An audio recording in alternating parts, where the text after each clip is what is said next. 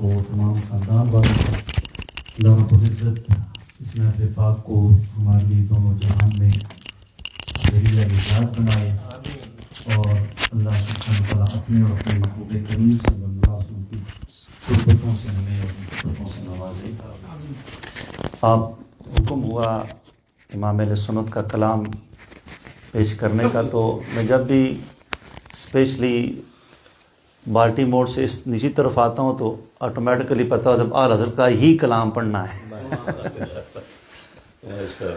تو اور نشانی میں نے لگا کے لائی ہوئی ہے انشاءاللہ اس کی، تو انشاءاللہ امام اہل سنت کا کلام پڑھتے ہیں، لیکن اس سے پہلے برگاہ مصطفیٰ میں نذرانہ درود السلام پیش فرمائیے۔ صلی اللہ علیہ یا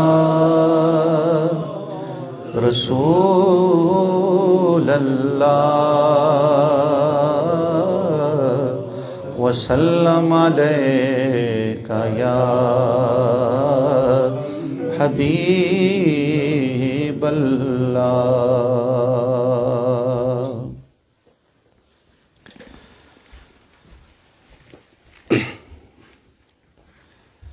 دنیا میں ہر آفت سے بچانا مولا،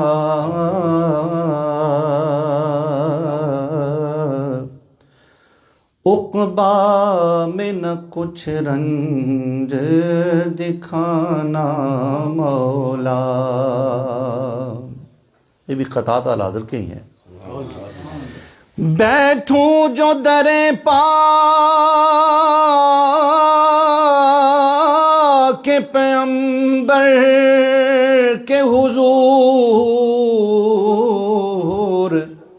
ایمان پہ اس وقت اٹھانا مولا۔ صلی اللہ علیہ یا رسول اللہ وسلم علیک یا حبیب اللہ۔ سنتے ہیں کہ محشر میں صرف ان کی رسائی ہے، سنتے ہیں کہ محشر میں صرف ان کی رسائی ہے، گر ان کی رسائی ہے لو جب تو بنائی ہے، گر ان کی رسائی ہے لوگ جب تو بنائی ہے۔ سب نے صف محشر میں للکار دیا ہم کو، سب نے صف محشر میں للکار دیا ہم کو، اے بے قصوں کے آقا اب تیری دہائی ہے، اے بے قصوں کے آقا اب تیری دہائی ہے، اے بے قصوں کے آقا اب تیری دہائی ہے۔ اعلیٰ فرماتے ہیں کہ یوں تو سب انہی کا ہے، پر دل کی اگر پوچھو یوں تو سب انہی کا ہے، پر دل کی اگر پوچھو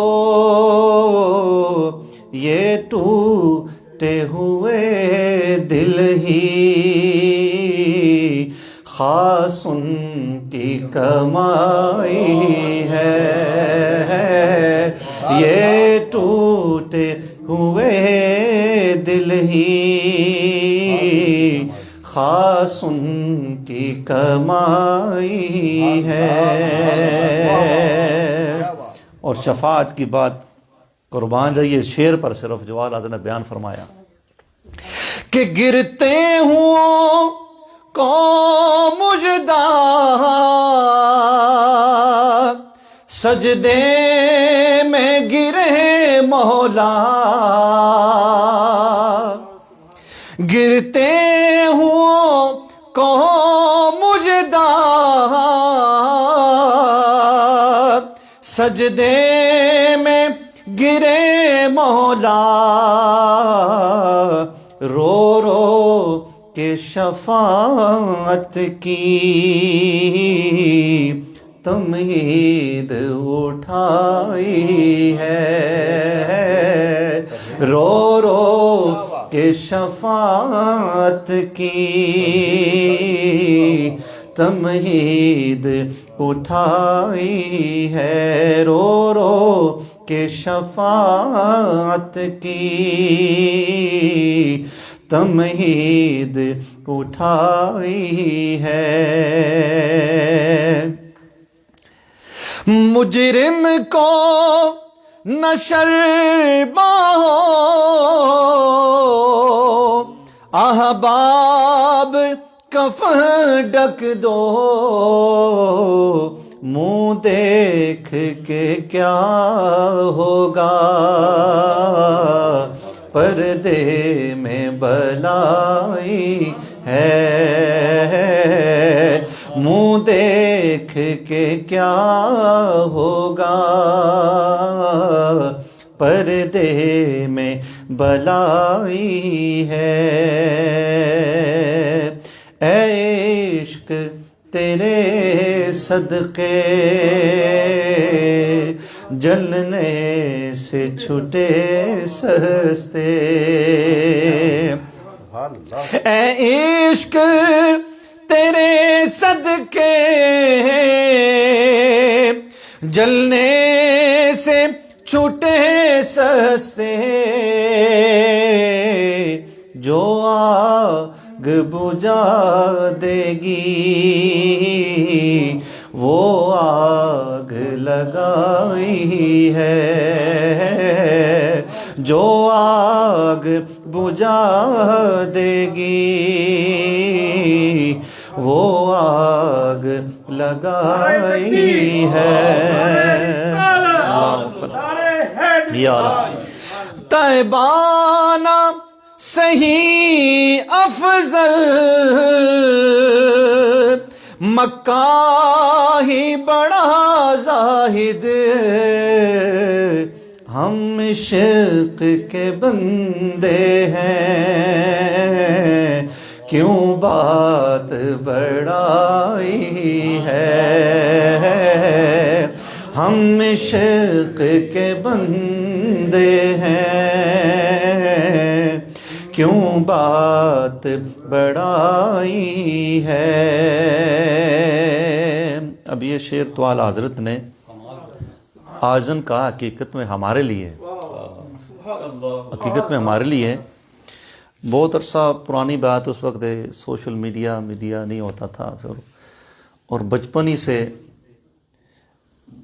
دینی سوالات و جوابات پڑھنا سننا اس میں مشغلہ تھا، تو اس وقت حضرت علامہ شاہ تراب الحق قادری علیہ رحمہ اہل سنت.net پر سوالات ہوتے تھے تو اس پہ جوابات دیتے تھے، تو اس میں آپ نے فرمایا کہ جو مفتی ہو اور اس کے بعد جب فتوے اتنی کثرت سے آئیں کہ ان کے جواب میں وہ مستغرق رہے، بزی رہے، تو اس کے لیے جائز ہے کہ وہ سنت مؤکدہ بھی چھوڑ سکتا ہے، کہ وہ اتنا بزی ہے کہ لوگوں کے دینی مسائل وہ حل کر رہا ہے اور اتنے فتوے اس کے پاس آ رہے ہیں۔ لیکن امام اہل سنت کا یہ عالم تھا کہ سنت مؤکدہ اور سنت غیر مؤکدہ بھی آپ نے کبھی نہیں چھوڑی، اور کوشش فرمائی ہے کہ اس پر ہمیشگی اختیار کی جائے۔ تو یہ ہمارے لیے ہے۔ اعلیٰ حضرت فرماتے ہیں کہ اب آپ سنبھالے تو کام اپنے سنبھل جائیں، ہم نے تو کمائی سب کھیلوں میں گوائی ہے، ہم نے تو کمائی سب کھیلوں میں گوا، اب آپ سنبھالے تو کام اپنے سنبھل جائیں، ہم نے تو کمائی سب کھیلوں میں گوائی ہے، ہم نے تو کمائی سب کھیلوں میں گوائی ہے۔ اور مقطع میں فرماتے ہیں، متنے کی بات مقطع میں، وہاں سننے کی بات تھی، اور سننے میں کبھی کبھی ہے جی کسی طور پر شک بھی داخل ہو سکتا ہے۔ اعلیٰ فرماتے ہیں کہ مطلع میں یہ شک کیا تھا، واللہ رضا واللہ، مطلع میں یہ شک کیا تھا، واللہ رضا واللہ، صرف ان کی رسائی ہے، صرف ان کی رسائی ہے۔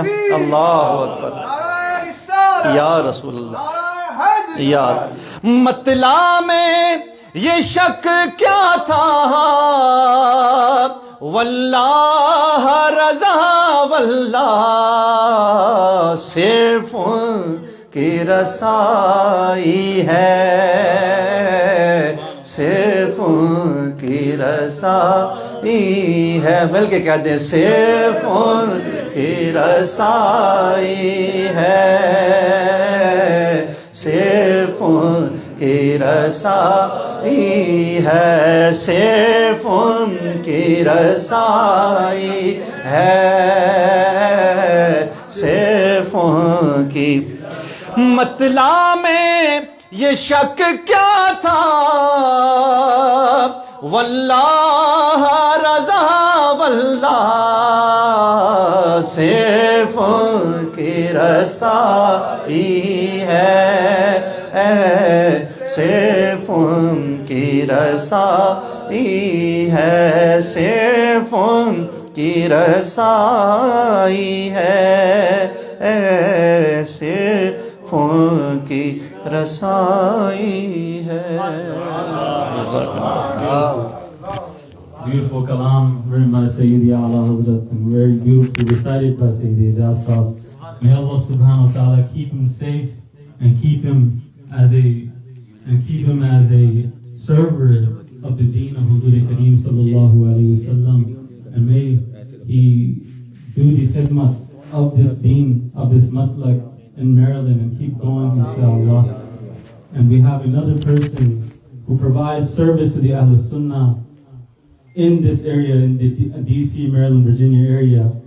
And he is our next guest. He will come and give us a speech. He will give us a talk, inshallah. I would like to hand the mic over to Dr. Zafar Iqbal Nuri Saab, the chairman of Peace Mission. نعرہ تکبیر، نعرہ رسالت، علماء اہل سنت زندہ باد. سبحان اللہ، سبحان اللہ. ایسا اوپر بیٹھے آپ. بسم اللہ.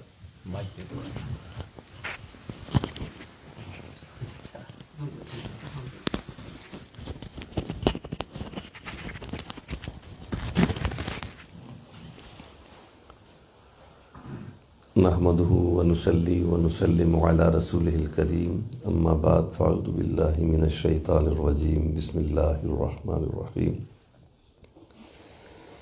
لقد جاءكم رسول من انفسكم عزيز عليه ما عنتم حريص عليكم بالمؤمنين رؤوف رحيم. صدق الله مولانا العظيم وبلغنا رسوله النبي الكريم. ان الله وملائكته يصلون على النبي يا أيها الذين آمنوا صلوا عليه وسلموا تسليما.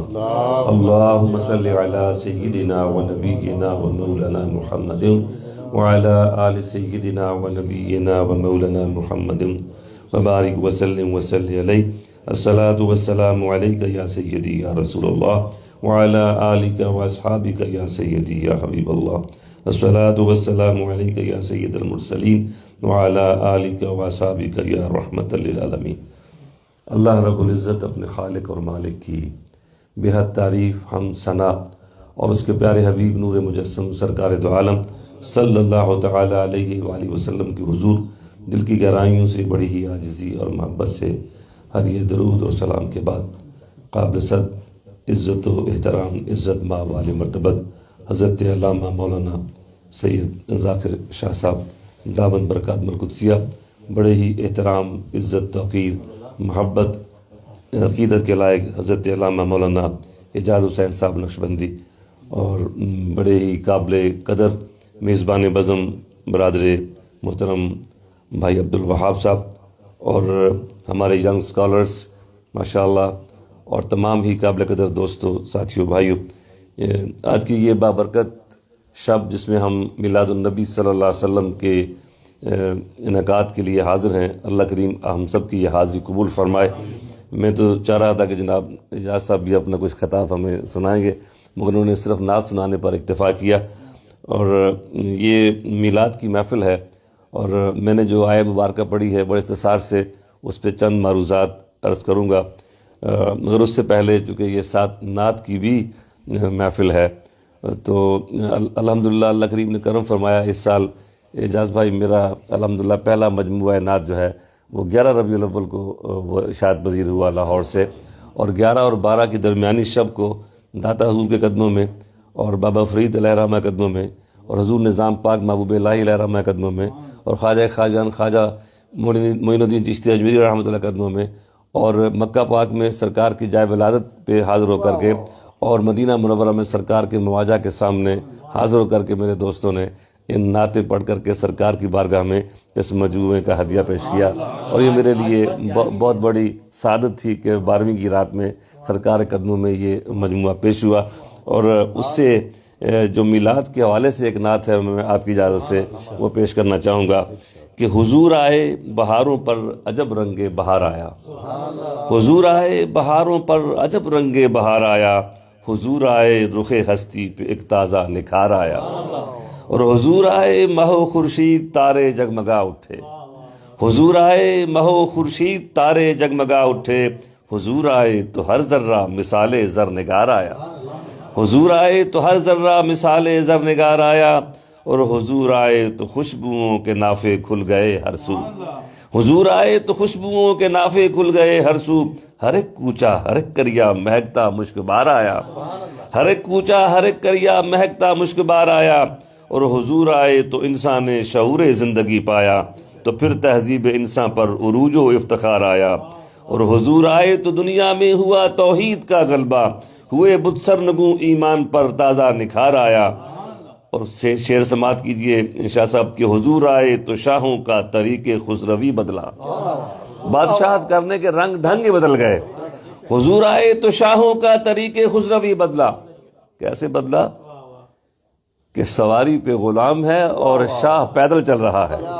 سواری پہ غلام ہے اور بادشاہ پیدل چل رہا ہے. جب یروشلم فتح ہوا، بیت المقدس فتح ہوا تو حضرت انہوں نے شرط یہ رکھی کہ ہم چابی تمہارے حوالے کرتے ہیں، بشرطے کہ جو امیر المومنین ہیں وہ خود آئیں یہاں پر۔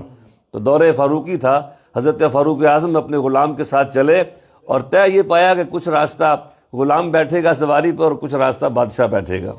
حضور آئے تو شاہوں کا طریق خسروی بدلا۔ پہلا زمانہ ہوتا تو بادشاہ سوار ہوتا اور غلام پیدل ہوتا، مگر دیکھیے کرنا کیا خدا کا کہ جب شہر میں داخلے کا وقت آیا تو باری غلام کی تھی سوار ہونے کی اور بادشاہ پیدل چل رہے، امیر المومنین پیدل چل رہے تھے۔ تو غلام نے بڑی منت سماجت کی کہ حضور میں چلتا ہوں، آپ بیٹھیے۔ کہا نہیں، طے یہ ہوا تھا کہ باری بیٹھنا، باری تمہاری ہے، تم ہی بیٹھو گے۔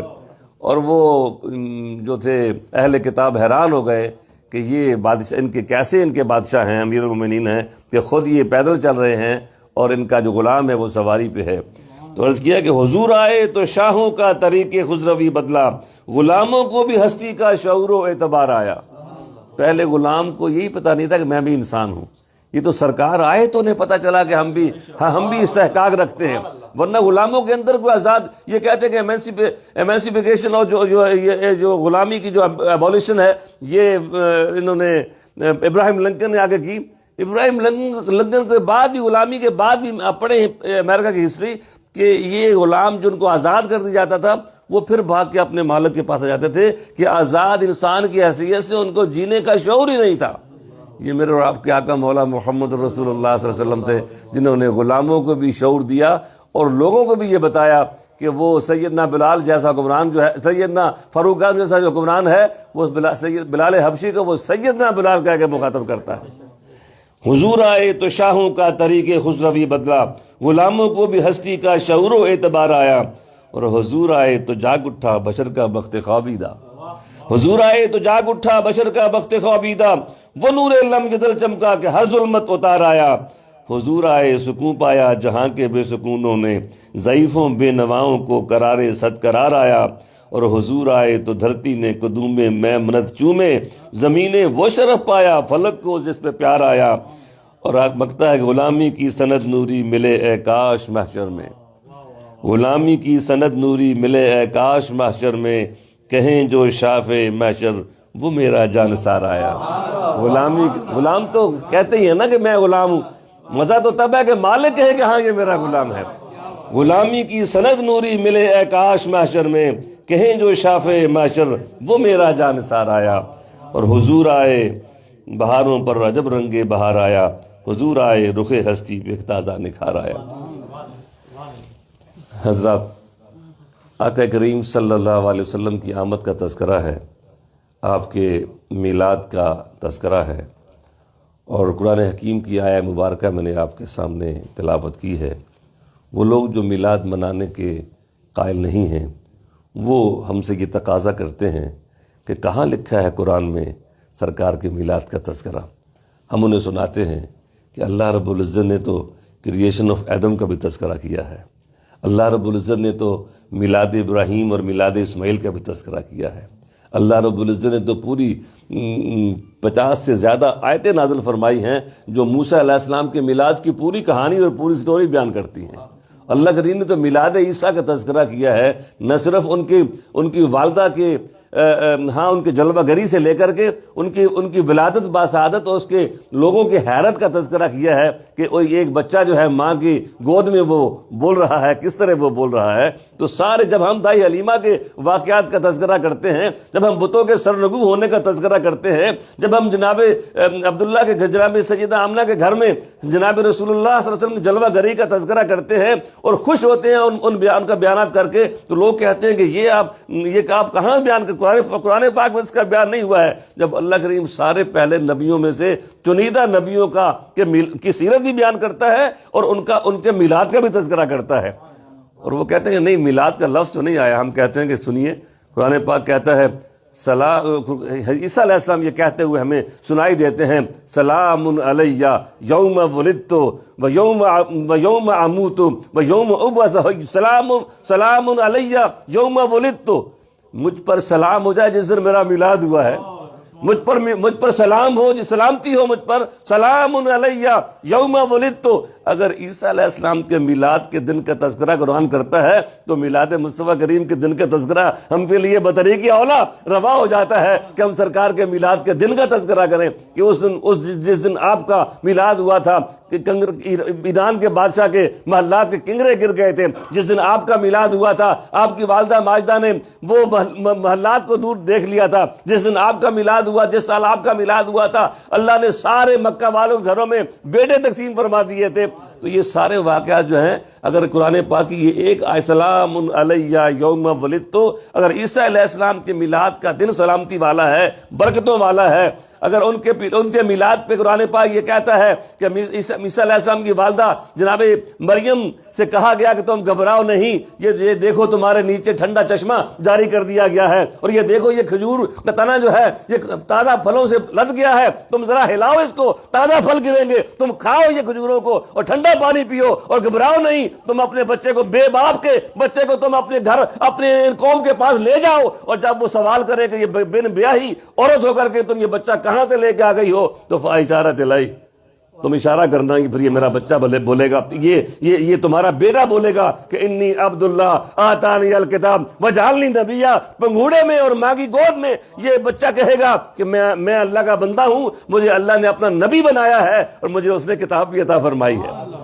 تو یہ سارے واقعات جب ہم بیان کرتے ہیں، قرآن پاک بیان کرتا ہے، تو اس میں کیا کمی کسی کو نظر آتی ہے کہ ہم جناب رسول اللہ صلی اللہ علیہ وسلم کے میلاد کے یہ سارے واقعات بیان کرتے ہیں، اور پھر بھی اگر کسی کو یقین نہ آئے اور وہ آپ سے کہے کہ ہاں میں یہ جو میں نے آیت پڑھی اس میں رب نے کہا لقد جاءکم رسول من جاءکم، آپ کے آنے کا تذکرہ ہے، هو الذی بعث فی آپ کی بعثت کا تذکرہ ہے، وما ارسلناک الا رحمۃ للعالمین، آپ کے ارسال کا، آپ کے بھیجے جانے کا تذکرہ ہے۔ تو آنے کا، بھیجے جانے کا، بعثت کا، یہ سارے تذکرے قرآن پاک میں سرکار کے نام سے ملتے ہیں، مگر کیا میلاد کے حوالے سے بھی آپ کا تذکرہ ملتا ہے؟ میرے استاد مکرم مفسر قرآن حضرت پیر سید ریاض صاحب نے ایک بار درس دیتے ہوئے کہا کہ ہاں اس کا بھی تذکرہ ملتا ہے۔ انہوں نے کہا کہ آپ پڑھیے سورہ البلد، لا اقسم بہذا البلد وانت حل بہذا البلد ووالد وما ولد، کہا کہ اے حبیب میں اس شہر کی قسم نہیں کرتا، ہاں میں قسم اٹھاتا ہوں اس شہر کی جب آپ اس شہر میں جلوہ نما ہوتے ہو۔ اس مکہ شہر کو بہت ساری فضیلتیں حاصل ہیں، یہ مکہ شہر جو ہے اس کو بہت ساری برکتیں حاصل ہیں، اس میں اللہ کا گھر ہے، یہ جو زمین جو ہے اسے علماء تحقیق کہتے ہیں کہ یہ ناو، یہ سینٹر آف دی ارتھ ہے، جہاں پہ خانہ کعبہ ہے یہ جو سینٹر آف دی ارتھ ہے، پوری زمین، روئے زمین کا جو سینٹر ہے وہ یہ جگہ بنتی ہے، باوجود ہے کہ یہ سینٹر آف دی ارتھ جو ہے وہ اس شہر میں ہے، باوجود ہے کہ خانہ کعبہ اس شہر میں ہے، باوجود ہے کہ مطاف اس میں ہے، باوجود ہے کہ صفا اور مروہ اس میں ہے، باوجود ہے کہ منا اور عرفات اس میں ہے، رب کہتا ہے لا اقسم، مجھے کیا پڑی ہے میں قسم اٹھاؤں اس شہر کی، یہ ساری برکتیں یہاں ہیں تو رہنے دو، انبیاء کے مزارات یہاں پہ ہیں تو رہنے دو، میں قسم نہیں اٹھاتا، ہاں کب قسم کرتا ہوں، وَأَنْتَ حِلٌّ بِهَذَا الْبَلَدِ، حبیب جب اس شہر کی گلیوں کے ذرے تیرے طلبوں کے بوسے لیتے ہیں نا تو پھر میں اسے قسم کرتا ہوں، جب اس شہر کی فضائیں تیری بلال کی زلفوں سے خوشبوئیں لے کے مہکتی ہیں نا تو پھر میں قسم کرتا ہوں، اور جب تیرے بددعا کے چہرے کی تابانیوں سے اس شہر کی فضائیں چمک جاتی ہیں اور پہاڑوں کی چوٹیوں پر نور برستا ہے تو پھر میں قسم کرتا ہوں، لا اقسم بہذا البلد وانت حل بہذا البلد ووالد وما ولد، اور قسم ہے والد کی بھی اور قسم ہے ولد کی بھی، قسم ہے اس باپ کی بھی اور قسم ہے اولاد کی بھی۔ تو کہا اس میں تمام مفسرین اس بات پہ لکھتے ہیں کہ والد سے مراد جو ہے وہ ابراہیم علیہ السلام ہے، اور ولد سے مراد جو ہے وہ ذات رسول صلی اللہ علیہ وسلم ہے۔ تو مجھے کہنے دیجئے کہ رب کہتا ہے کہ مجھے قسم ہے والد ابراہیم کی بھی اور مجھے قسم ہے اس محمد کی بھی جس کا مکہ میں میلاد ہوا ہے۔ تو گویا قرآن جو ہے وہ جناب رسول اللہ صلی اللہ علیہ وسلم کی میلاد کا تذکرہ بھی کرتا ہے۔ میری بات پھیل نہ جائے، میں اپنی بات کو واپس پلٹتا ہوں میں کہ لقد جاءکم رسول من انفسکم عزیز علیہ ما عنتم حریص علیکم بالمؤمنین رؤوف الرحیم، بے شک تمہارے پاس تم میں سے یہ ایک رسول، شان والے رسول تشریف فرما ہوئے ہیں، حضرت تشریف فرما ہیں، علماء تشریف رکھتے ہیں کہ رسول کہتے ہیں یہ تنوین جو ہے یہ عظمت کے لیے ہے، آپ کی شان کے اظہار کے لیے ہے. لقد جاءکم رسول من انفسکم، کہ یہ ایک شان والے رسول کا ظہور ہوا ہے تمہارے اندر، اور یہ تمہیں میں سے ہیں. جیسے حضرت فرما رہے تھے کہ اس کا مطلب یہ نہیں ہے کہ وہ تم جیسے ہیں، اس کا مطلب یہ ہے کہ وہ تمہارے شہر میں، تمہارے قبیلے میں، تمہاری برادری میں، وہ اس میں یہاں سے ان کا ظہور ہوا ہے کہ کوئی یہ نہ کہے کہ یہ آپ ان کو پہچانتے نہیں ہیں. ان کے خاندان کو آپ پہچانتے ہو، ان کے قبیلے کو آپ جانتے ہو، ان کی عادات و اطوار کو آپ پہچانتے ہو، ان کے حسن کے جلووں کے آپ شناسا ہو، ان کے اخلاق عالیہ کا سکہ تمہارے دلوں پر رواں رہا ہے، اور تم ان کو صادق اور الامین تم ان کو خود پکارتے رہے ہو. یہ تمہیں میں سے تو اٹھائے ہیں ہم نے، ان کے حسن کے جلووں کے تو تم نے دیکھے ہوئے ہیں، ان کی عظمتوں کے تم خود قائل رہے ہو. اس کا مطلب یہ نہیں ہے کہ تم میں سے مطلب یہ ہے کہ جیسے تم ویسے نہیں، اس کا مطلب یہ ہے کہ ان کے حسن کی برتری کے تم خود شاہد اور گواہ ہو تم کہ ہم نے ان کو یہ مرتبے اور یہ بلندیاں ہم نے عطا کر رکھی ہیں، اور تم ان کے سامنے تمہارے دل ان کے سامنے بچھے رہتے تھے، تم ان کو صادق الامین کہتے تھے. لقد جاءکم رسول من انفسکم، یہ تمہیں میں سے ہیں، کہیں باہر سے نہیں آئے ہیں، اجنبی نہیں ہیں، بیگانے نہیں ہیں، تم ان کو جانتے پہچانتے ہو. اور حضرت سیدہ عائشہ صدیقہ رضی اللہ تعالیٰ عنہ، حضرت سیدہ فاطمہ سلام اللہ علیہا، حضرت عبداللہ ابن عباس رضی اللہ تعالیٰ عنہ، وہ یہ روایت بھی کرتے ہیں کہ یہ بھی ہے کہ سرکار رحمت مآب صلی اللہ علیہ وسلم نے اس کو انفسکم خود بھی پڑھا ہے. لقد جاءکم رسول من انفسکم. اگر یہ اس کی تلاوت اگر یوں کی جائے، اس کو یوں پڑھا جائے، اگر یہ پڑھا جائے لقد جاءکم رسول من انفسکم، تو اس کا معنی یہ کہ تمہارے اندر سے یہ ان کا ظہور ہوا ہے. اور اگر اس کو انفسکم پڑھا جائے تو انفس نفیس کا اگلا درجہ ہوتا ہے، یہ حسین کا اگلا درجہ ہے. کہا کہ یہ نفیس ترینوں کے نفیس ترین ہیں. اور اگر میں اعلیٰ حضرت کی زبان میں بات کروں کہ سارے اونچوں سے اونچا سمجھیے جسے، ہے اس اونچے سے اونچا ہمارا نبی. سارے اونچوں سے اونچا سمجھیے جسے، ہے اس اونچے سے اونچا ہمارا نبی. لقد جاءکم رسول من انفسکم. تم میں جتنا کوئی حسین ہو سکتا ہے اس کے حسن سے یہ زیادہ حسن رکھتے ہیں. تم سے زیادہ جو کوئی شریف ہو سکتا ہے اس سے زیادہ یہ شرف رکھتے ہیں. تم میں سے زیادہ جو سخی ہو سکتا ہے اس سے زیادہ یہ سخاوت رکھتے ہیں. تم میں سب سے زیادہ جو بلیغ ہو سکتا ہے اس سب سے زیادہ بلیغ ترین انسان سے بڑی یہ بلاغت رکھتے ہیں. اس لیے کہ یہ انفسکم ہے، یہ انفس ترین ہے، تمہارے اعلیٰ ترینوں میں سے یہ اعلیٰ ترین ہے. اور سرکار نے فرمایا کہ لقد جاءکم رسول من انفسکم نسبا وسحرا وحسبا، کہ میں تمہارے اندر جو ہے یہ اس طرح اس آیت کو پڑھا کہ نسب میں، حسب میں اور خاندان میں سب سے زیادہ میں نفیس ترین اور اعلیٰ ترین اللہ نے مجھے بنا کے تمہارے اندر مجھے اتارا ہے، میرا ظہور فرمایا ہے. ایک موقع پہ جناب رسول اللہ صلی اللہ علیہ وآلہ وسلم ممبر پہ جلوہ فرما ہوئے، اور آپ نے لوگوں سے کہا ما انا، میں کون ہوں؟ کہا انت رسول اللہ، یا رسول اللہ، یا رسول اللہ، آپ اللہ کے رسول ہیں. کہا میں اس وقت میرا روئے سخن اس طرح نہیں، اللہ کا رسول تو میں ہوں. پھر آپ نے کہا کہ میں محمد ہوں، میں ابن عبداللہ ہوں. جب اللہ نے خلق کو تخلیق کرنے کا فیصلہ فرمایا مجھے بہترین مخلوق میں پیدا فرمایا. جب مخلوق کو دو گروہ میں رکھا مجھے بہترین گروہ میں رکھا. جب اللہ نے گروہوں کو قبیلوں میں بانٹا مجھے بہترین قبیلے میں رکھا. جب اللہ نے قبیلوں میں خاندان بنائے مجھے بہترین خاندان بنو ہاشم میں رکھا، اور بنو ہاشم میں مجھے چن لیا. لقد جاءکم رسول من انفسکم عزیز علیہ ما عنتم حریص علیکم بالمؤمنین رؤوف الرحیم. یہ وہ ہیں، میں اس میں اگر زیادہ وقت نہ میں لے لوں آگے بڑھ جاتا ہوں کہ ان کی آپ ظاہر میں اور باطن میں یہ نہ کوئی ظاہر میں ان جیسا ہے نہ کوئی باطن میں ان جیسا ہے. اور حسن یوسف دم عیسیٰ ید بیضا داری، حسن یوسف دم عیسیٰ ید بیضا داری، آنچ خوباں ہمہ دارن تو تنا داری. سارے نبیوں کے سارے معجزات کا جو عطر ہے، سارے نبیوں کے سارے کمالات کا جو نچوڑ ہے، سارے خوبیوں صلاحوں کی خوبیوں کا جو ایک جسٹ ہے، ان سب کو جمع کر لیا جائے تو پھر بھی میرے آقا مولا محمد رسول اللہ صلی اللہ علیہ وسلم کا حسن ان سے وراء الورا ٹھہرتا ہے. کائنات کا سارا حسن ایک طرف کر دیا جائے تو تب بھی میرے آقا مولا محمد رسول اللہ صلی اللہ علیہ وسلم کے حسن کے ایک ذرے اور ایک شمبے کا مقابلہ کرنے کے لائق نہیں ہے. حسن یوسف دم عیسیٰ ید بیضا داری، آنچ خوباں ہمہ دارن تو تنا داری، آنچ خوباں ہمہ دارن تو تنا داری.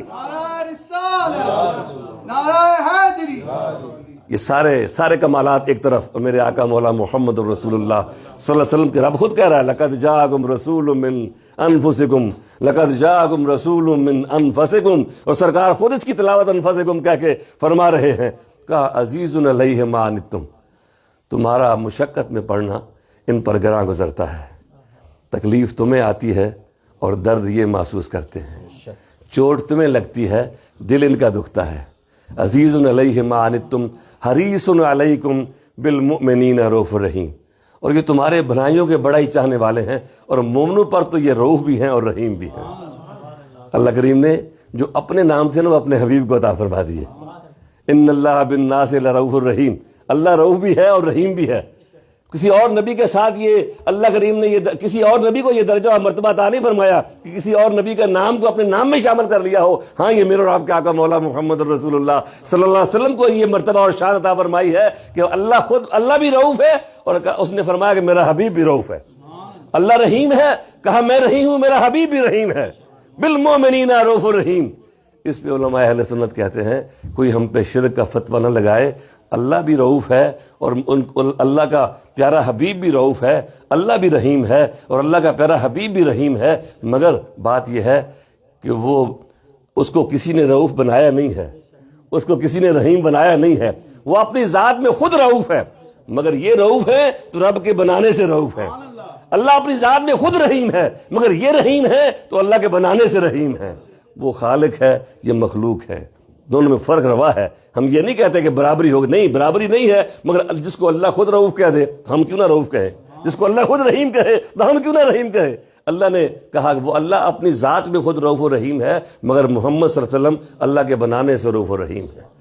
تو میری بات پھر پھیلتی لگتی ہے، میں واپس آتا ہوں کہ عزیز علیہ ما عنتم۔ ایک دو واقعات آپ سن کے میں سن جائیے اور میں بات ختم کرتا ہوں کہ جناب رسول اللہ صلی اللہ علیہ وآلہ وسلم کو کس قدر آپ لوگوں کے بھلائیوں کے چاہنے والے تھے، اور کس طرح آپ کا دل کس قدر نرم اور گداز تھا، اور دوسرے کی تکلیف کو دیکھ کر کس طرح آپ تڑپ جاتے تھے کہ جب جنگ بدر ہوئی نا اور کافر کو شکست ہوئی، کافروں کو ان کے قیدی گرفتار کر کے لائے گئے، اور جو پریزنز آف وار ہوتے ہیں آج بھی آپ دیکھیں کہ کیا کیا گوانتانامو بے کی سٹوریاں آپ کے سامنے ہیں کہ کس طرح کیا کیا سلوک کیا گیا ان قیدیوں سے جو گوانتانامو بے میں ہماری اس گورنمنٹ نے بند کیے ہوئے تھے۔ مگر یہ مکہ والے، حالانکہ وہ لوگ جو گوانتانامو بے میں لائے گئے تھے وہ اس طرح کے نہیں تھے، انہوں نے اس طرح کا ظلم نہیں کیا تھا جس طرح کہ مکہ والوں نے کیا ہوا تھا۔ یہ وہ لوگ تھے جنہوں نے جناب رسول اللہ صلی اللہ علیہ وسلم کے راستے میں کانٹے بوئے تھے، جنہوں نے آپ کو گالیاں دی تھیں، جنہوں نے آپ غلاموں کو پاؤں میں رسیاں باندھ کے چٹانوں پہ کھینچا ہوا تھا، جنہوں نے ان کو سولیوں پہ ٹانگا ہوا تھا، جنہوں نے ان عورتوں کو دو لخت کیا ہوا تھا ان کو، یہ سب وہ لوگ تھے۔ جب یہ قیدی بن کے آئے نا، اور قیدی ان کے ہاتھ بندھے ہوئے تھے، پاؤں بندھے ہوئے تھے، زنجیریں پڑی ہوئی تھیں، تو رات کو مسجد نبوی میں یہ درد کی وجہ سے کرا رہے تھے، ہائے ہائے کر رہے تھے، اور جناب رسول اللہ صلی اللہ علیہ وسلم کو نیند نہیں آ رہی تھی، آپ جاگ رہے تھے۔ ایک غلام نے پوچھا یا رسول اللہ صلی اللہ علیہ وسلم آپ سو نہیں رہے، آپ استراحت نہیں فرما رہے؟ تو آپ نے فرمایا میں کیسے سو سکتا ہوں جب تک مکہ کے قیدیوں کے رونے کی آوازیں آ رہی ہیں، میں کیسے سو سکتا ہوں؟ انہوں نے سمجھا کہ شاید ان کے چچا حضرت عباس جو ہیں وہ بھی قیدی بن کے آئے ہوئے ہیں، تو رشتے کی وجہ سے آپ نہیں سو رہے، جا کے چپکے سے ان کے ہاتھ کھول دیے۔ جب ان کے رونے کی آواز بند ہوگی، ان کی آواز بند ہوگی، تو آپ پھر بھی نہیں سو رہے۔ کہا یا رسول اللہ اب تو آپ کے چچا عباس کے ہاتھ کھول دیے گئے ہیں، وہ ان کی آواز تو نہیں آ رہی، پھر بھی آپ نہیں سو رہے؟ کہا جب تک مکہ کا ایک بھی قیدی جو بندھا ہوا ہے مجھے نیند نہیں آ سکتی ہے۔ تو آپ نے ان سب کے ہاتھ جو ہیں وہ کھلوا دیے۔ پھر کہتے ہیں کہ اللہ اکبر،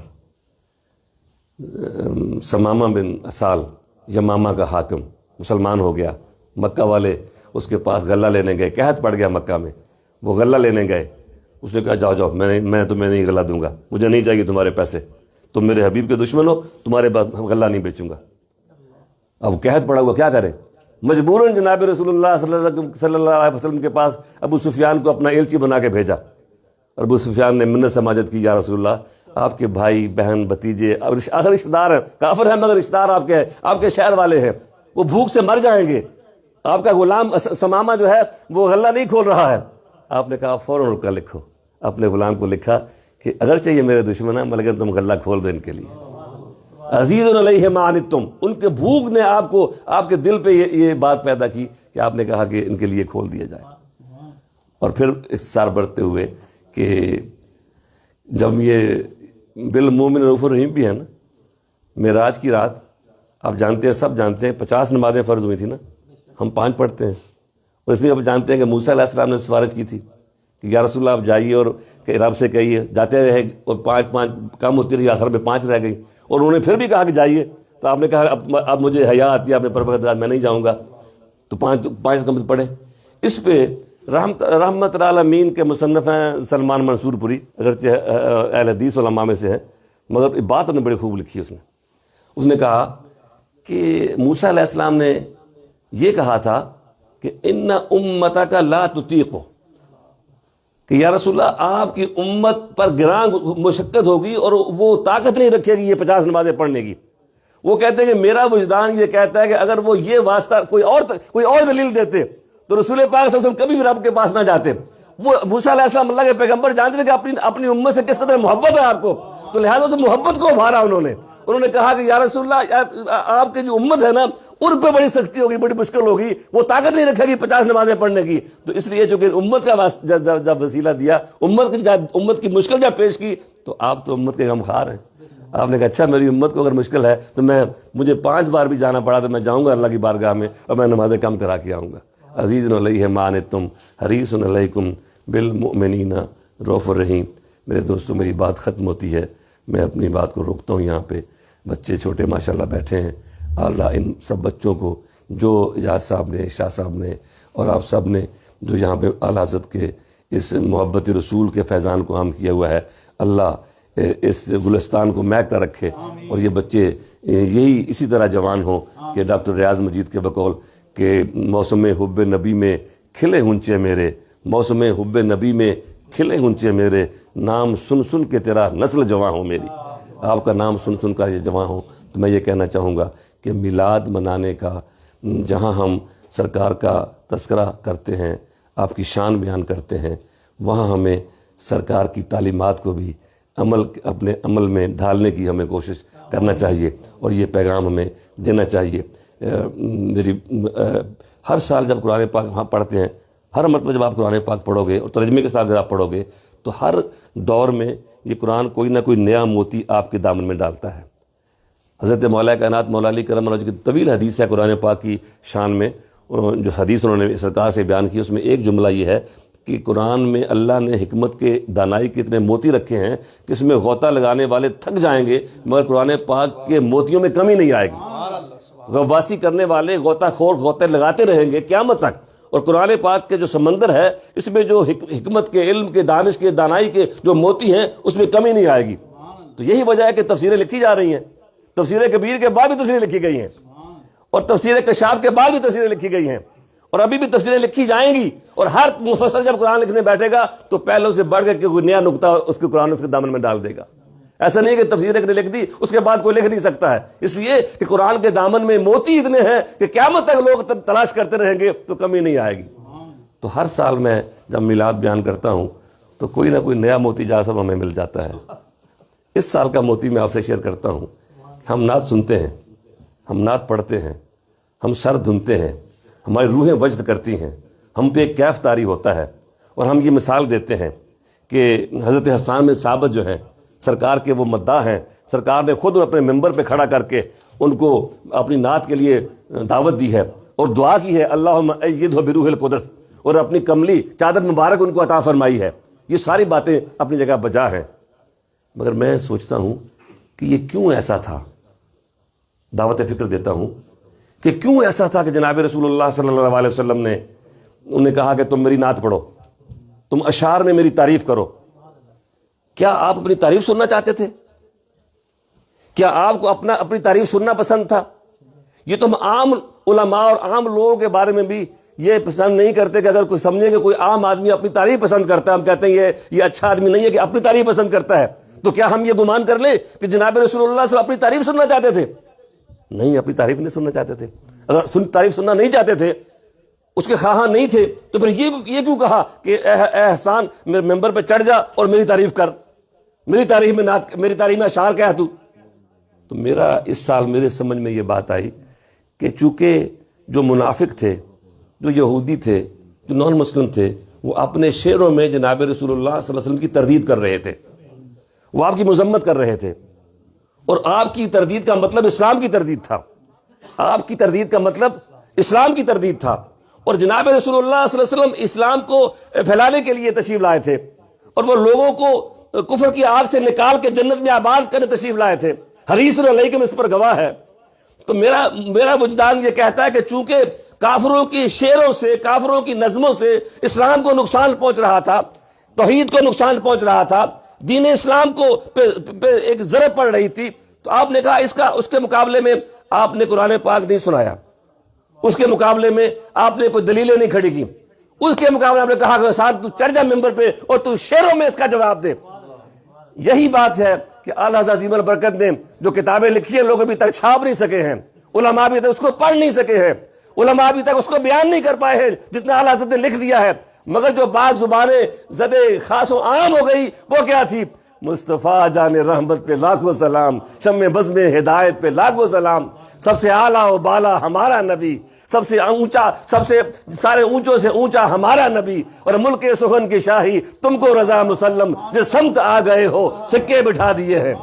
تو اعلیٰ حضرت نے جو اشعار جو بیان کیے ہیں نا، تو وہ جو گستاخی کی ناموس رسالت کے خلاف جو ایک تحریک چلی تھی نا، اس کا توڑ میرا وجدان یہ کہتا ہے کہ آپ کی جو دلائل تھے وہ تو لوگوں نے کھول کے دیکھے نہیں۔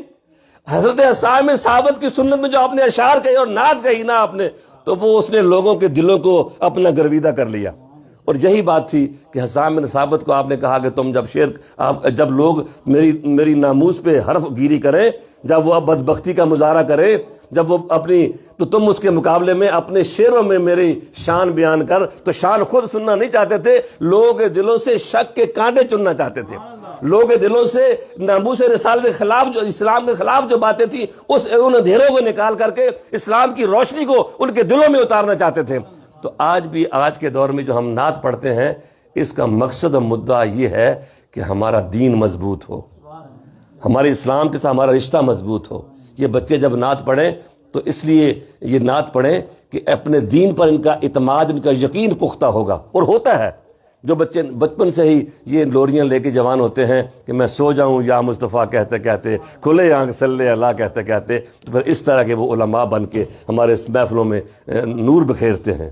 اللہ ان نوجوان علماء کو برکتیں عطا فرمائے، اور ہمیں نعت کے ساتھ ساتھ جو نعت کی جو اصل ہے اس پہ بھی ہمیں توجہ دینے کی توفیق عطا فرمائے۔ اور ہم میری ایک نعت کے طویل نعت ہے، اس میں اللہ نے یہ جو نکتہ دیا کہ اگر میں کسی یتیم کے آنسو پوچھوں تو یہ بھی نعت کا ایک طریقہ ہے، اگر میں کسی کمزور کی مدد کر دوں تو یہ بھی نعت کا ایک طریقہ ہے، اگر میں کسی بےکس کے سر پہ ہاتھ رکھوں تو یہ بھی نعت کا ایک طریقہ ہے، اگر میں کسی بیوہ کی دستگیری کر دوں تو یہ بھی نعت کا ایک طریقہ ہے، اگر میں کسی مجبور کے پاؤں میں پڑی بیڑیوں کو کاٹنے کا سہارا بن جاؤں تو یہ بھی نعت کا ایک طریقہ ہے۔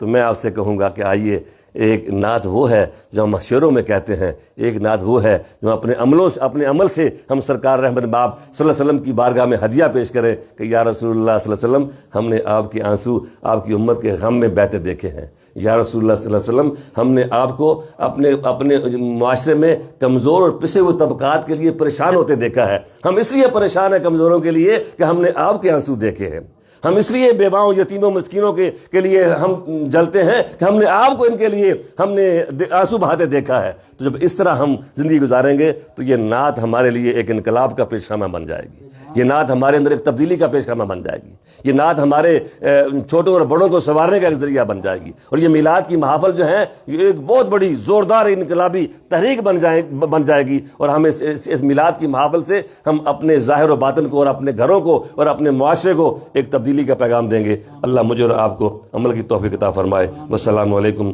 ورحمۃ اللہ وبرکاتہ۔ بہت شکریہ۔ Jazakallah, mashallah. Now, after appreciating Hazrat for giving a talk, I would like to pass the mic for an English speech to the leader of the youth in this region, to a very young scholar, a pure student of a pure teacher, my brother Hazrat Allama Maulana Sayyid Abdul Samad Al-Qadri. I would like to invite him to come recite a kalam maybe to give a speech, inshallah. Nare Takbir, Nare Risalat, Maslak Ala Hazrat. MashaAllah. Alhamdulillah, Alhamdulillahi wahda, wassalatu wassalamu ala man la nabiyya ba'da, amma ba'd, fa'a'udhu billahi minash shaitanir rajeem, bismillahir rahmanir rahim. قل ربي زدني علما صدق الله العلي العظيم وصدق رسوله النبي الكريم وقال الله تعالى في شأن حبيبه الكريم إن الله وملائكته يصلون على النبي يا أيها الذين آمنوا صلوا عليه وسلموا تسليما اللهم صل على سيدنا ومولانا محمد معدن الجود والكرم منبع العلم والحلم والحكم وآله وصحبه وبارك وسلم. Before I begin, I would like to present my salam in the court of the ulama who have attended. Dr. Zafar Iqbal Nuri Sahib, Hazrat Sayyid Zakir Ali Shah Sahib, our Imam, our leader, Imam Ijaz Hussain Naqshbandi Sahib, Al-Asad Al-Ashad, Khalifa Huzur Qaid Millat Bareli Sharif, Maulana Sayyid Asad Al-Qadri Hafizahullah Ta'ala, Fazil Naujawan, مظہر علم و فضل علامہ فیضان حضرت مولانا سلمان القادری النوری حفیظہ اللہ تعالی.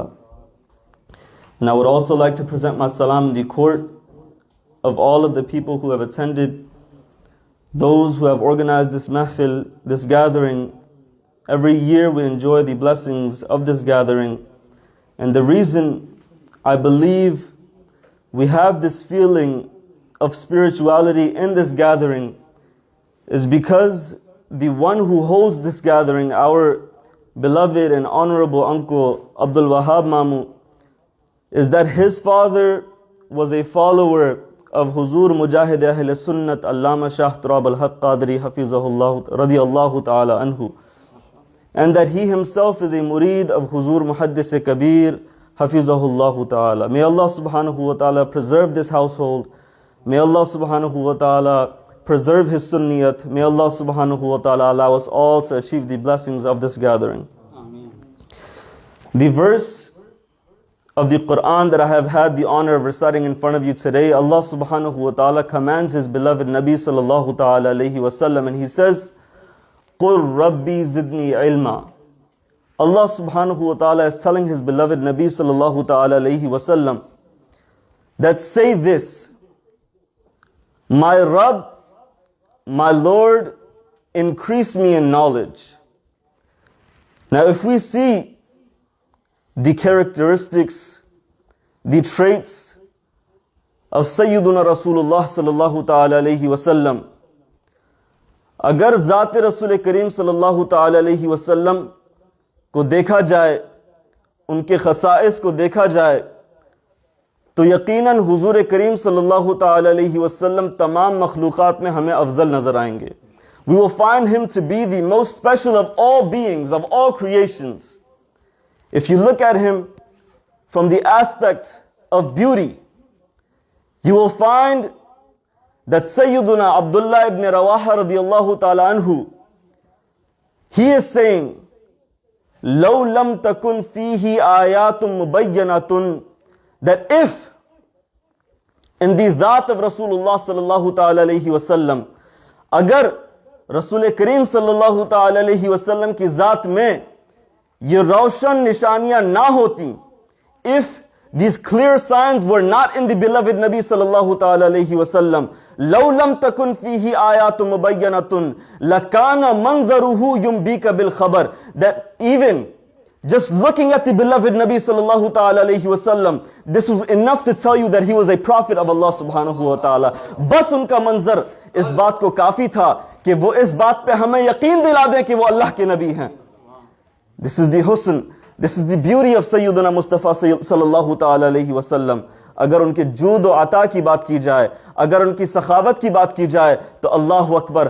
حضرت امام حسین رضی اللہ تعالیٰ عنہ کی بارگاہ میں کچھ لوگ حاتم طائی کے جود و عطا کے بارے میں بات کر رہے تھے. They were mentioning in the court of Sayyidina Imam Hussain radiallahu ta'ala anhu, the grandson of Sayyidina Rasulullah sallallahu alayhi wa sallam, the generosity of an individual named Hatim Tai. And they were saying, وہ یہ کہہ رہے تھے کہ حاتم طائی اس قدر سخی تھے کہ ان کے دروازے پہ اگر کوئی فقیر آتا, وہ اپنی مراد اس دروازے سے پاتا, پھر جب وہ کسی دوسرے دروازے پہ انہی کے پاس آتا, when he would enter from another door asking Hatim Tai again for something, Hatim Tai would give him again. He has seen that this faqir, he has seen that this beggar has just come to me. And when this individual is coming to me from another way, when this individual is coming to me from another door, Hatim Tai is giving him what he wants again. So the people said to Imam Hussain radiallahu ta'ala anhu, یہ تو حاتم طائی کی بات ہے. This is the mentioning of Hatim Tai, but tell us about your grandfather. How generous was he? وہ کتنے سخی تھے جو آپ کے نانا ہیں. یہ تو حاتم طائی کی بات تھی, آپ ہمیں اپنے نانا رسول کریم صلی اللہ تعالی علیہ وسلم کی جود و سخا کی کہانی بتائیے. تو حضرت امام حسین رضی اللہ تعالیٰ عنہ نے جواب عنایت فرمایا. فرماتے ہیں کہ جو حاتم طائی سے مانگنے آتا تھا وہ دوسرے دروازے پہ آتا تو اس کو دوبارہ اس کو بھیک دی جاتی تھی, لیکن رسول کریم صلی اللہ تعالی علیہ وسلم کے جود و عطا کی بات ایسی ہے کہ کوئی اگر ایک دروازے پہ آ جاتا تھا تو اس کو ضرورت نہیں پڑتی کہ وہ دوسرے دروازے پہ آئے. He would not need to come from another door. This is the generosity of Sayyidina Rasul Kareem sallallahu ta'ala alayhi wa sallam. Looking at Sayyidina Rasulullah sallallahu ta'ala alayhi wa sallam, we are finding him to be the most perfect of all creations. Sayyidina Rasulullah sallallahu ta'ala alayhi wa sallam, Allah subhanahu wa ta'ala made him perfect. Allah subhanahu wa ta'ala gave him every specialty. Allah subhanahu wa ta'ala made him the most beautiful, the most handsome, the most generous. All of the good characteristics were granted to Sayyidina Rasulullah sallallahu ta'ala alayhi wa sallam. And if we come to talk of his ilm, if we come to talk of his knowledge, if we come to talk of his scholarship, then Allahu Akbar, you will find the Quran saying, Alimul Ghayb, فَلَا يُظْهِرُ عَلَى غَيْبِهِ أَحَدًا إِلَّا مَنِ ارْتَضَى مِنْ رَسُولٍ. Allah subhanahu wa ta'ala is saying that Allah himself, he is Alimul Ghayb. Allah subhanahu wa ta'ala, he is Alimul Ghayb. He is the knower of all that which is hidden. فَلَا يُظْهِرُ عَلَى غَيْبِهِ أَحَدًا. تو وہ اپنے غیب پہ کسی کو مطلع نہیں فرماتا. He does not grant this knowledge of غیب to anybody. إِلَّا مَنِ ارْتَضَى مِنْ رَسُولٍ. Except whoever Allah subhanahu wa ta'ala wants from the messengers. Allahu Akbar. Sayyiduna Rasulullah sallallahu ta'ala alayhi wa sallam, his knowledge is such that Allah subhanahu wa ta'ala is saying to him, وَعَلَّمَكَ مَا لَمْ تَكُنْ تَعْلَمْ. And you have been granted the knowledge of that you did not used to know. Everything that Sayyiduna Rasulullah sallallahu ta'ala alayhi wa sallam did not previously know, Allah subhanahu wa ta'ala granted him the ilm of those things. This is the ilm of Sayyiduna Rasulullah sallallahu alayhi wa sallam. This is the scholarship of Sayyiduna Rasulullah sallallahu ta'ala alayhi wa sallam. But despite this fact, اس کے باوجود کہ اللہ سبحانہ و تعالی نے ہر علم اپنے نبی کریم صلی اللہ تعالی علیہ وسلم کو عطا فرما دیا, اس کے باوجود اللہ سبحانہ و تعالی نے رسول کریم صلی اللہ تعالی علیہ وسلم کو کیا حکم عنایت فرمایا. فرماتا ہے اللہ سبحانہ و تعالی, قُلْ رَبِّي زِدْنِي عِلْمًا. اے میرے حبیب تم یہ کہو کہ اے میرے رب مجھے اور علم عطا فرما. حسن, جود, سخاوت, رحمت, all of these things were already granted to Rasulullah sallallahu ta'ala alayhi wa sallam. But Allah subhanahu wa ta'ala did not say, O my beloved, ask me for more husn, Oh my beloved, ask me for more riches. Oh my beloved, ask me for more generosity. None of this was said. But despite the fact that Rasulullah sallallahu ta'ala alayhi wa sallam is the most knowledgeable of Allah subhanahu wa ta'ala's creation, Rasulullah sallallahu alayhi wa sallam is being commanded, وَقُرْ رَبِّي زِدْنِي عِلْمًا. Say this, O my Rabb, O my Lord, increase me in knowledge. He is saying, O my Lord, increase me in knowledge. Sayyiduna Rasulullah sallallahu ta'ala alayhi wa sallam, the beloved of Allah subhanahu wa ta'ala, if he is being commanded to say, O my Lord, increase me in knowledge, then what should be our practice? Our practice should be the same. That we ask Allah subhanahu wa ta'ala for ilm. We ask Allah subhanahu wa ta'ala for scholarship. We ask Allah subhanahu wa ta'ala for knowledge from His court. But in today's day and age, what do we find? People are on the paths of becoming the next big thing. They are on the paths of becoming the newest lecturers of the Muslim community. They are on the paths of becoming scholars without learning knowledge in reality. They don't want to seek the knowledge.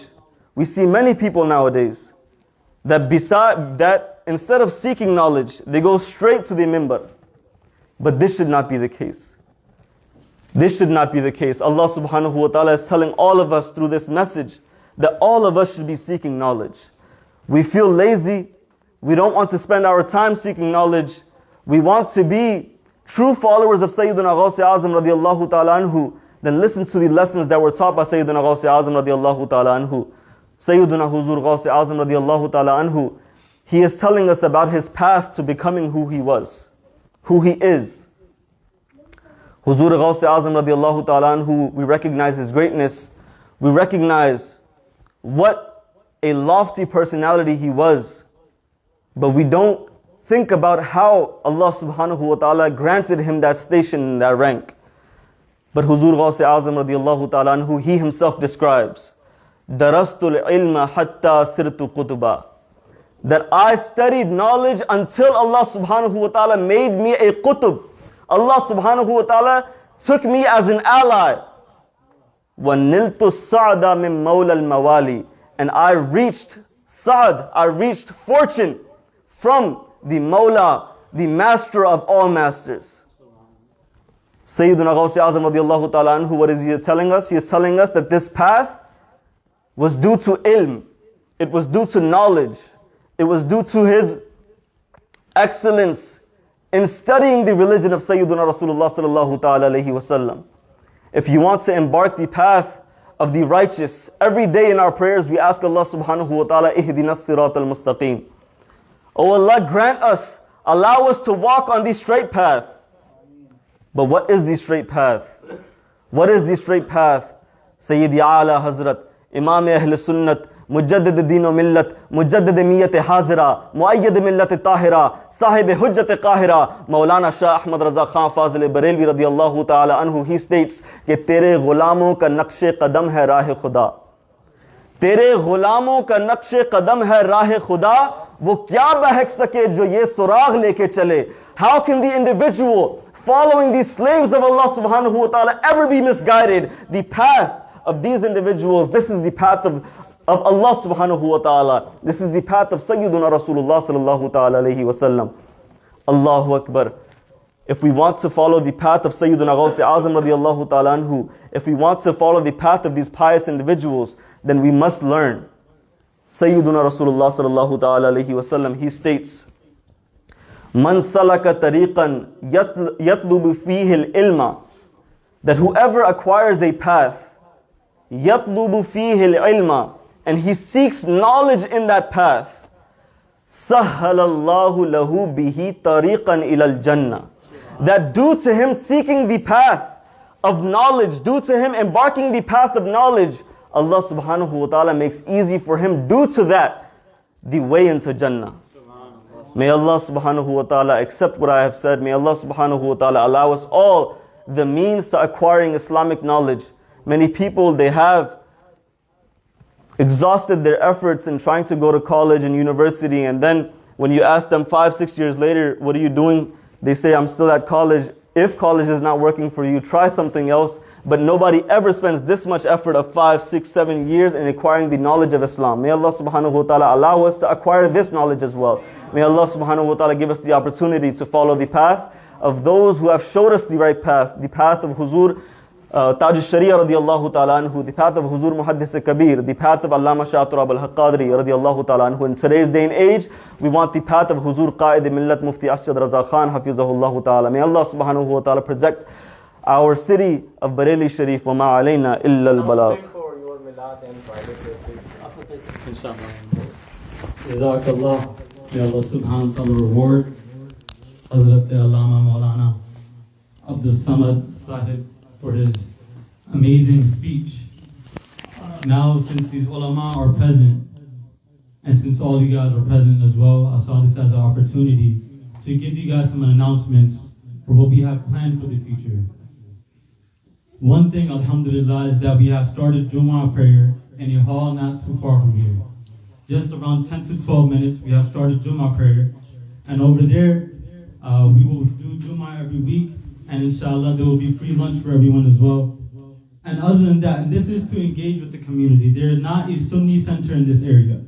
There is no Sunni center until Virginia, until Baltimore. This area is lacking a Sunni center, a center of Islam, which advocates and which presents the love of Sayyidina Rasulullah sallallahu alaihi wasallam. So inshallah, we're slowly working towards that. But the bigger thing is education. There are many centers in our area, meaning in the entire DMV, if you look at it generally, they are developing, but there are no constant and consistent methods of education going on there, systems of education going on there. So alhamdulillah, the Muslim Dreamers team, they have come together and decided that we need to develop a collective team. Amongst all the organizations, we need to develop a collective team, a joint team, which promotes education and provides education in all the Sunni centers in DMV. And that system, we have named it Amjad Academy. What is the name? Amjad Academy. Say it again. Amjad Academy. The name is Amjad Academy, named after the most knowledgeable student of Sayyidi Ala Hazrat Huzur Sadr al-Sharia radiyallahu tabarak wa ta'ala anhu, Mufti Amjad Ali Azmi alayhi rahman. So this academy, what it is a system to provide, to use the ulama, create a team of ulama and develop that team day by day, month by month, year by year. Develop that team in order to make sure there are systems of education curriculums in every Sunni center in the DMV, and to make sure every single type of Muslim, whether you're a child, whether you're a teenager, whether you're a college graduate, you're an adult, you're a senior, whoever you are, we need systems of education in all these Sunni centers, inshallah. And with the support of our ulama, I know, inshallah, this organization, this system will be successful because everyone is thirsty for knowledge, but there are not people able to provide that knowledge. Because, there's a lot of expenses involved, and a lot of people don't want to bear these expenses.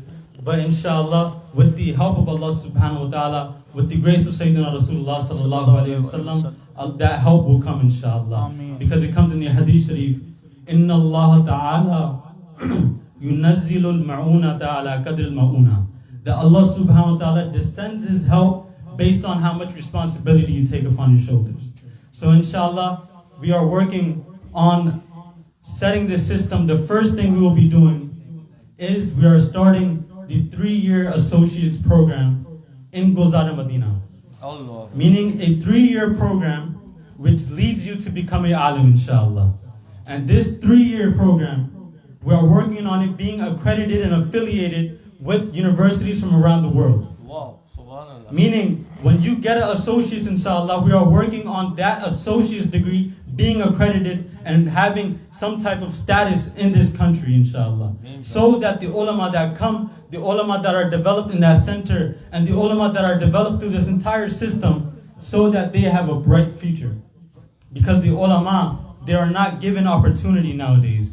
There are people studying like Qabiuddin and Hasib. Everyone is studying, mashallah. There are many people studying, but we need to create opportunities for these people so that the next generations, they stay encouraged and embark on this path. If we do not create a situation for these people to have opportunities, then who would want to become a alim? Who would want to learn hadith sharif and tafsir and all these things? So we have to make sure we focus on academics. And other than at Gulzana Medina, we'll be having the 3-year associates, and also that 3-year associates program is just a part-time program, so that people of other fields, people who are in college, in school, or work full-time, they can also join this program and join it for 3 years, and they will also achieve a 3-year associate's degree, inshallah. So what we need to do is promote this and make sure the word gets out there. We have to make sure that this program, inshallah, we have to make sure that the entire Gulzana Medina is filled with students, inshallah, one day.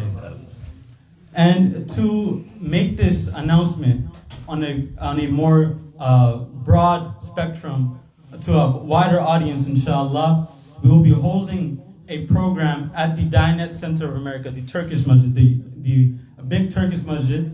Over there, we are holding a program by the name of the Beloved's Majesty. The Beloved's Majesty. It is going to be a Sira conference, a Milad conference, and also a fundraiser dinner. So I would like to invite all you guys on December 18th at 7 p.m. at the Diyanet Center of America. I request that everyone comes, and also the Jummah prayer, I request everyone comes there as well. The Diyanet Center of America, the mahfil we have there, I would like to invite all of our ulama, Dr. Zafar Banuri, Hazrat Maulana Zakir Saab, and Sayyid Ijaz Saab. They also come, they bring their supporters, they bring their followers, so that we could create a system of education. And also, currently, a course is going on in Iswa.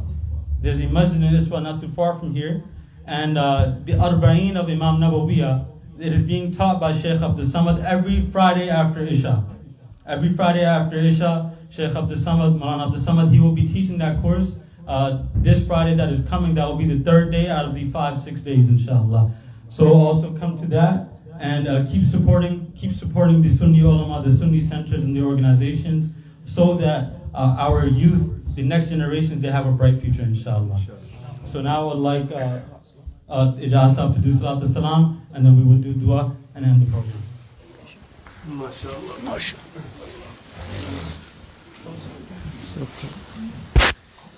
Mustafa Jane Rahmat pe lakhon salam, Shamae baz mein hidayat pe lakhon salam. Jis suhani gadi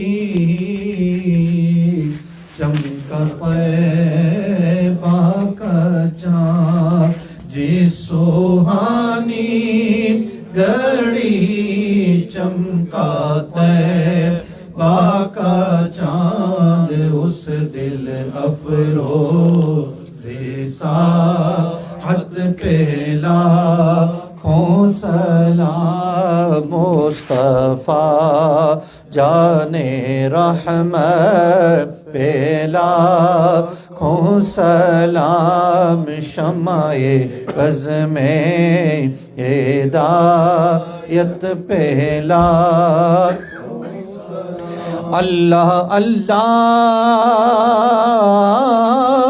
وہ بچپنے کی pub, اللہ اللہ وہ بچپنے کی pub, اس خدا باتی صورت پہ لاکھوں سلام، مصطفیٰ جانے رحمت پہ لاکھوں سلام، شمع بز میں ہدایت پہ لاکھوں سلام۔ ہم غریبوں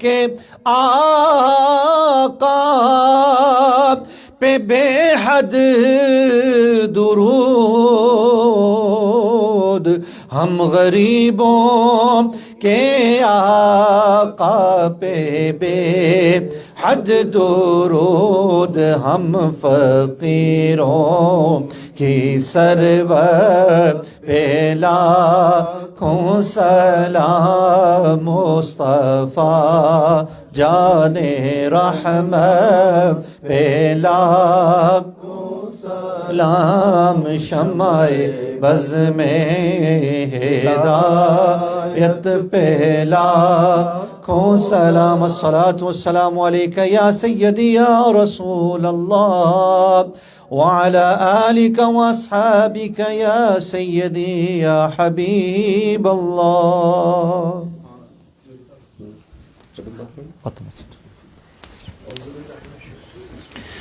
أعوذ بالله من الشيطان الرجيم. بسم الله الرحمن الرحيم.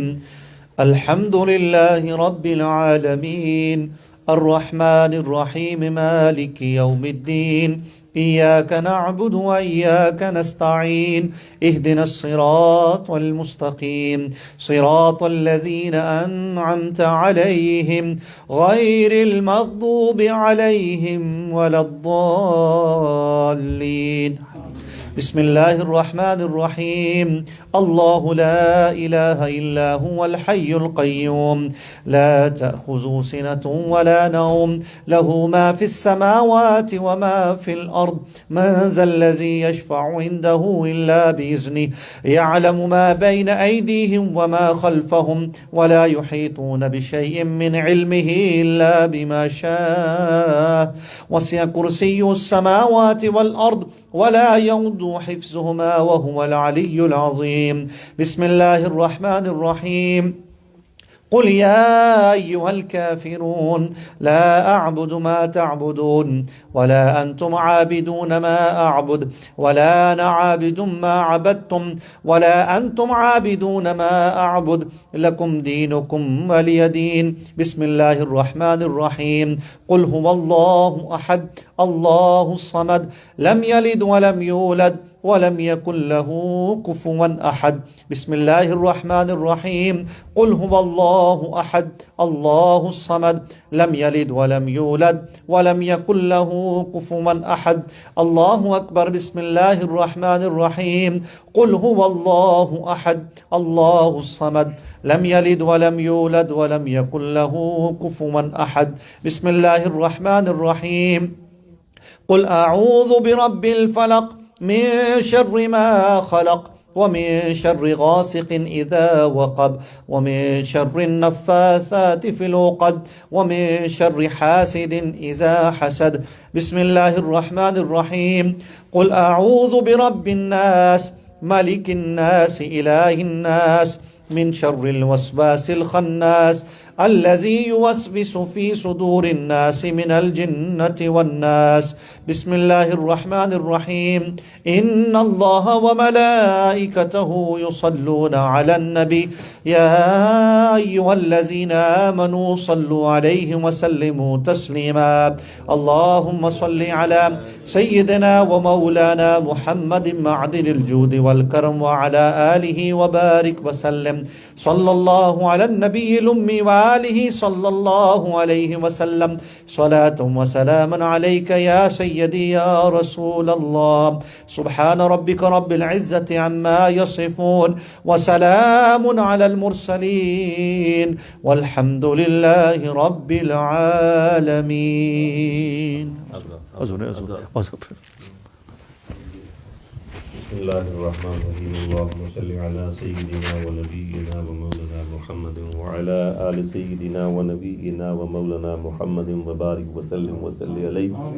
اللهم صل وسلم على سيدنا ومولانا محمد النبي الأمي وعليه وصحبه وبارك وسلم. اللهم صل وسلم على سيدنا مولانا محمد مازن الكرم منبع العلم والحلم والحكم وبارك وسلم. اللهم صل وسلم على سيدنا مولانا محمد النبي الأمي وعليه وصحبه وبارك وسلم. اللهم صل وسلم على محمد بقدر حسنه وجماله وعليه وسلم. اللهم صل وسلم على محمد وعترته بعدد كل معلوم لك. يا الله يا رحمن يا رحيم يا حي يا قيوم يا حنان يا منان يا ديان یا موتی الخیرات والحسنات یا منزل البرکات یا ارحم الراحمین ارحم علینا بوسیلۃ نبیک الکریم علیہ الصلوۃ والتسلیم ربنا تقبل منا انک انت السمیع العلیم وتب علینا انک انت التواب الرحیم۔ بار اللہ تیرا لاکھ لاکھ شکر ہے تو نے آج کی شب ہم سب کو اکٹھا ہونے کی توفیق عطا فرمائی، اپنے پیارے حبیب صلی اللہ تعالیٰ علیہ وآلہ وسلم کا ذکر نور سننے اور سنانے کی توفیق عطا فرمائی۔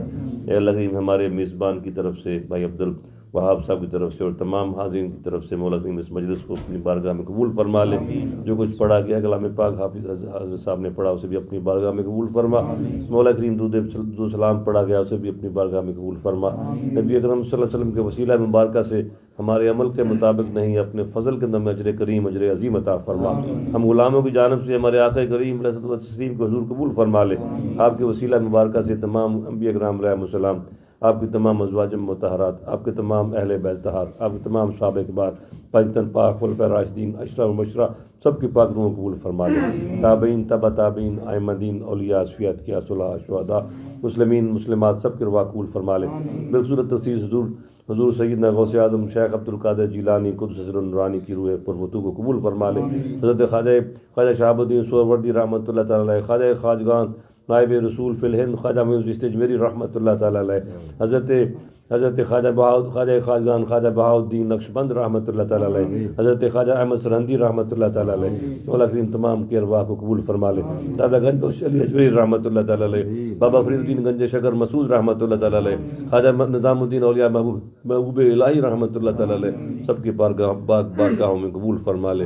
مولا کریم امریکہ میں حضرت بابا جی رحیم الدین رحمۃ اللہ تعالیٰ علیہ ان کی روح کو ساتھ قبول فرما لے، اور سیدی اعلیٰ حضرت عظیم البرکت مولانا اشاہ احمد رضا خان فاضل بریلوی رحمہ کی بارگاہ میں قبول فرما لے، جتنے مولا کی اہل مجلس ہیں اور ہمارے میزبان ہیں سب کے آبا اجداد میں سے اور بزرگوں میں سے شیوخ میں سے اساتذہ میں سے جو بھی مسلمان تیرے حضور پہنچ چکے ہیں سب کو اس کا حصہ نصیب فرما، سبوں کے درجات بلند فرما، مولا کریم طور خاص بھائی عبدالوہاب کے والد بزرگوار جناب خان صاحب ہم سب پہ شفیق اور مہربان تھے، ان کی روح کو اصالہ ثواب قبول فرما لے، ان کے درجات میں بلندیاں عطا فرما، مولا کریم ان کے درجات میں بلندیاں عطا فرما، ہم سب کے مرحوم والدین کی بخشش فرما، اے اللہ ہم سب تیرے کرم کے بھکاری ہیں، تیری رحمت کے سوالی ہیں، تو سے تیرے فضل کا سوال کرتے ہیں، آج کی میلاد کی مجلس کی ساری برکات ہم سب کو نصیب فرما، ہماری کمیاں کوتاہیاں ہمیں معاف فرما دے، ہمارے چھوٹے بڑے گناہ ہمیں معاف فرما دے، جب تک ہمیں زندہ رکھے ہمیں اپنی اور اپنے حبیب کریم صلی اللہ علیہ وسلم کی محبت و اطاعت میں رکھنا، ہم سبوں کا خاتمہ اپنی اور اپنے حبیب کریم صلی اللہ علیہ وسلم کی محبت و اطاعت میں فرمانا، مرتے دم ہماری زبانوں پہ کلمہ طیبہ لا الہ الا اللہ محمد الرسول اللہ صلی اللہ علیہ وسلم۔ بارے دیگر پروردگار تیری بارگاہ میں دعا ہے کہ ہمارے سب کے محبوب حضرت عبدالرشید خان رحمۃ اللہ تعالیٰ ان کے روح کو بھی سارے ثواب قبول فرما لے، ان کے درجات میں بلندیاں عطا فرما، اور تمام ان کے پسماندگان واحقین سب کو صبر بھی عطا فرمائیو، اور ان کے طریقے میں سب کو چلتے رہنے کی توفیق بھی عطا فرمائیو۔ خدایا بحق بنی فاطمہ کہ بر قول ایما کنی خاتمہ، اگر دعوت امرت کنی ور قبول، منو دست دامان آل رسول صلی اللہ تعالیٰ علی حبیبی محمد وعلی آلہ وصحبہ اجمعین برحمتک یا ارحم الراحمین۔ جزاکم